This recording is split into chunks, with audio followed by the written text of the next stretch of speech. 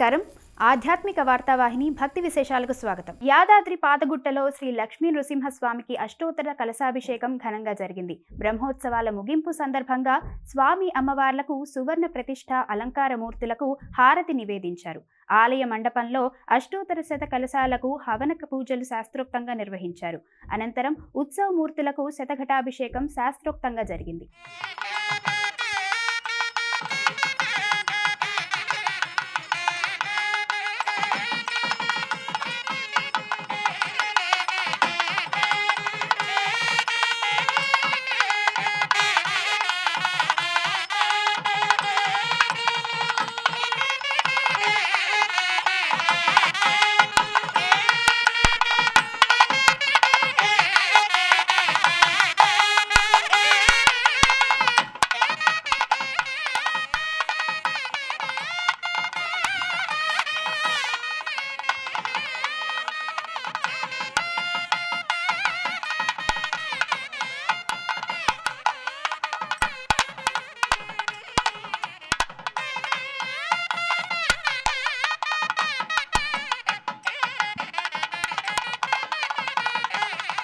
అంతర్వేదిలో శ్రీదేవి భూదేవి సమేత నృసింహస్వామి జలవిహారం భక్తులను పరవశులం చేసింది.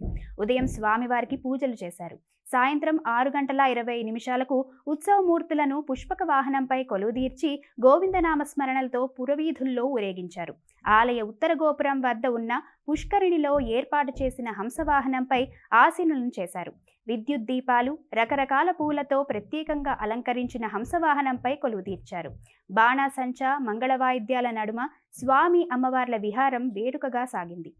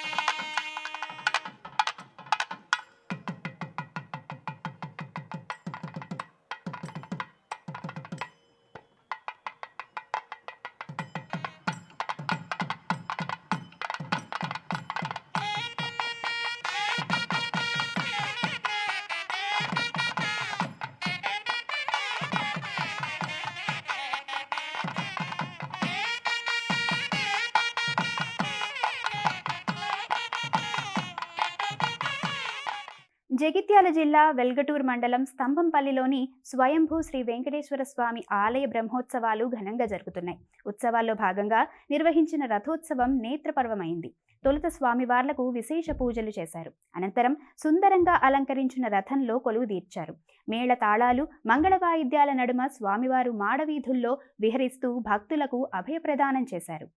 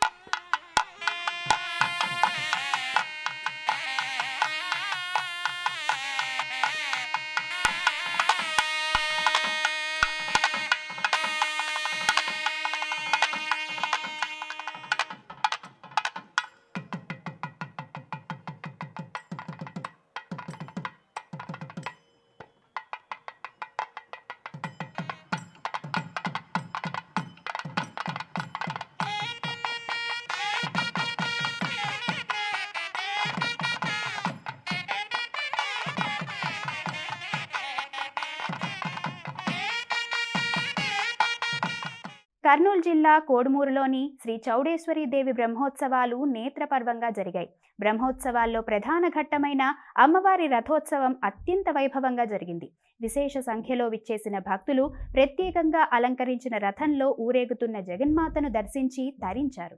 భక్తుల జయజయధ్వానాల మధ్య చౌడేశ్వరి మాత పురవీధుల్లో విహరించింది.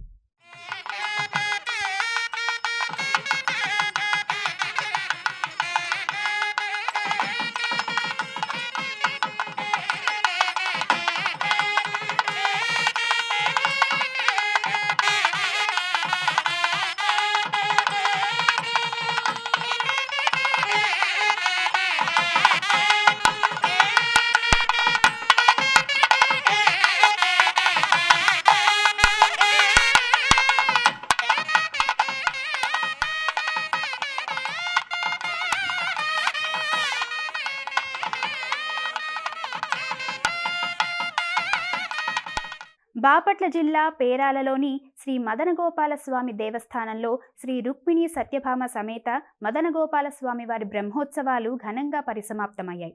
ఉత్సవాల ముగింపు సందర్భంగా చివరి రోజున చూర్ణోత్సవం, చక్రస్నానం నిర్వహించి మహాపూర్ణాహుతి సమర్పించారు. తదుపరి ద్వాదశ ప్రదక్షిణ నిర్వహించారు. ఏకాంత సేవ చేశారు.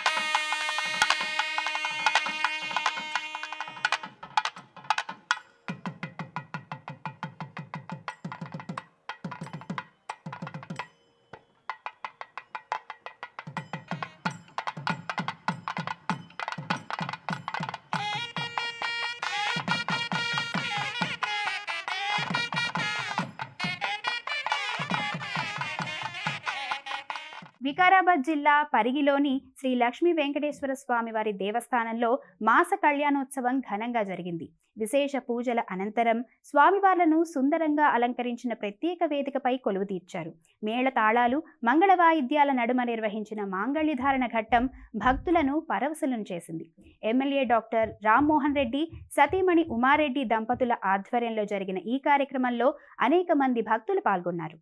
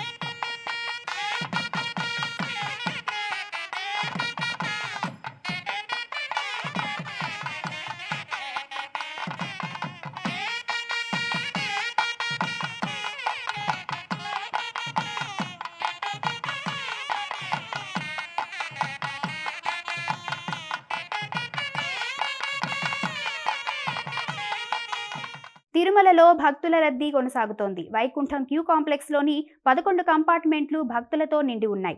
టోకెన్లు లేని భక్తులకు స్వామివారి దర్శనానికి దాదాపు 8 నుంచి 10 గంటల సమయం పడుతుందని తిరుమల తిరుపతి దేవస్థానం ప్రకటించింది.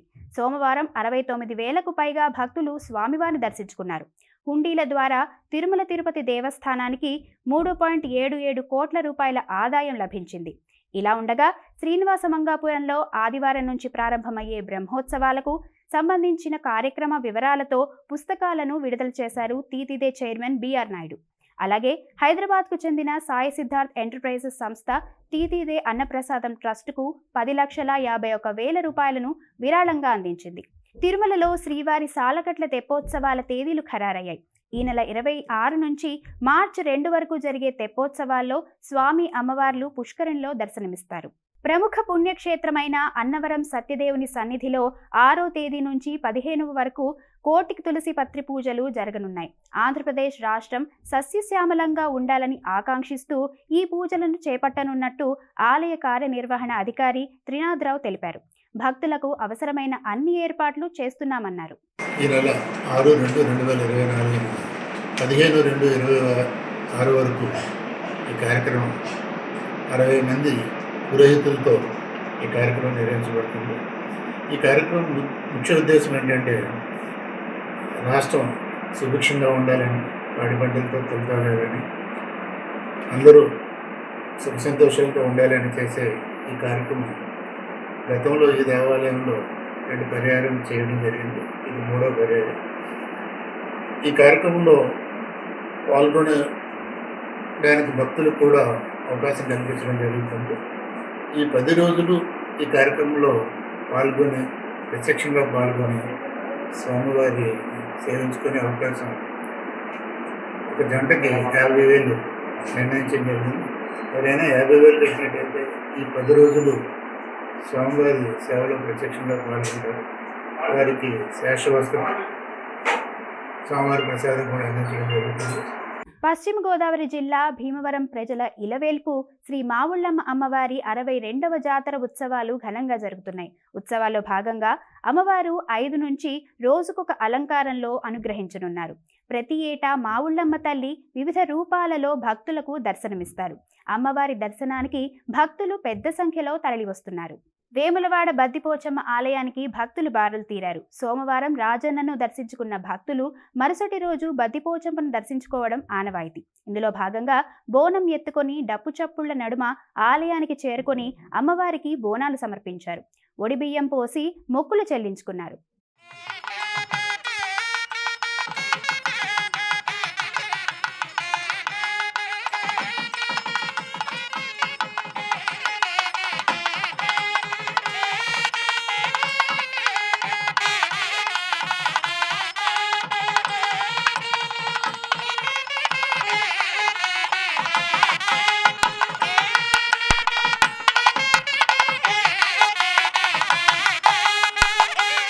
మహాశివరాత్రి జాతరకు అవసరమైన వసతులు కల్పించాలని వేములవాడ దేవస్థానం జాతర committee chairperson in-charge collector Garima Agarwal ఆదేశించారు.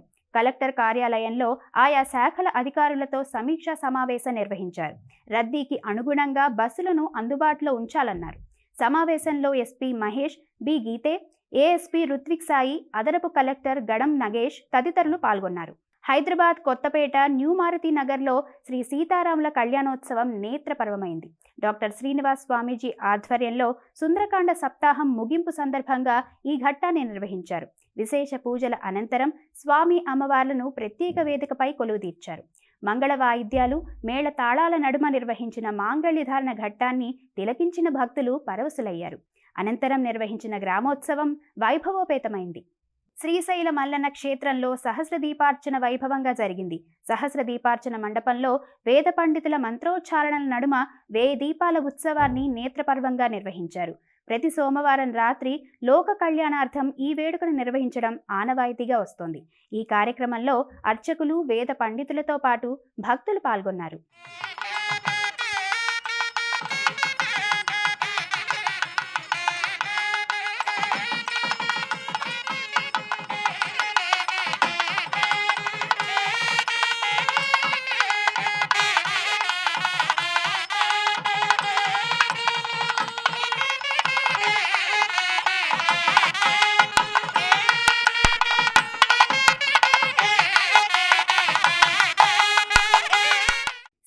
క్షేత్రంలో భ్రమరాంబ మల్లికార్జున స్వామి వార్లకు వెండి రథోత్సవం ఘనంగా జరిగింది. స్వామి అమ్మవార్ల ఉత్సవమూర్తులను ఆలయ దక్షిణ ద్వారం వద్ద వెండి రథంపై అధిష్ఠింపజేసి ప్రాంగణంలో సోమవారం రాత్రి రథోత్సవం నిర్వహించారు.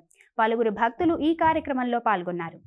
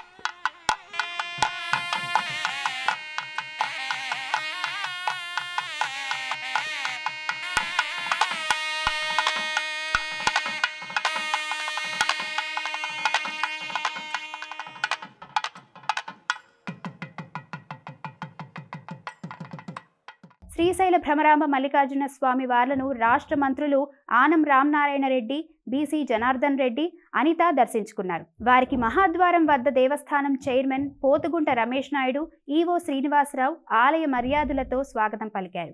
అనంతరం వారు శ్రీ స్వామివారికి రుద్రాభిషేకం, అమ్మవారికి కుంకుమార్చన పూజలు నిర్వహించుకున్నారు. అమ్మవారి ఆలయ ప్రాంగణంలో మంత్రులకు అర్చకులు వేదాశీర్వచనాలు పలుకగా ఈవో స్వామివార్ల శేషవస్త్రాలు, ప్రసాదం, జ్ఞాపికలు అందజేశారు. శ్రీశైలంలో మహాశివరాత్రి బ్రహ్మోత్సవాలకు వచ్చే భక్తులకు అవసరమైన అన్ని వసతులు కల్పించాలని మంత్రులు ఆదేశించారు. ఆలయ ప్రాంగణంలోని సమావేశ మందిరంలో నిర్వహించిన సమీక్ష సమావేశంలో మంత్రులు అనిత, బీసీ జనార్దన్ రెడ్డి, ఆనం రామనారాయణ రెడ్డి, దేవాదాయ శాఖ ఉన్నతాధికారులు, కలెక్టర్, ఎస్పీ, ఈవో, చైర్మన్, సభ్యులు పాల్గొన్నారు. ఉత్సవాల సందర్భంగా 4 రోజుల పాటు భక్తులకు స్వామివారి లడ్డూ ప్రసాదాన్ని ఉచితంగా అందజేయాలని నిర్ణయించామన్నారు. కాగా ఈ నెల 8 నుంచి 18వ తేదీ వరకు శ్రీశైలంలో మహాశివరాత్రి బ్రహ్మోత్సవాలు జరుగుతాయి.